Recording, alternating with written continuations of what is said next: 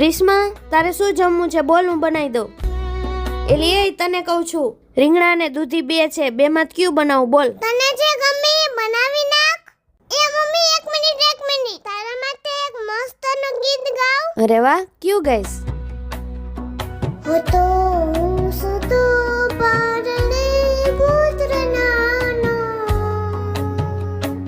રડું છે કતો રાખતું કોણ છાનું. હું મેગી નથી બનાવવાની હો.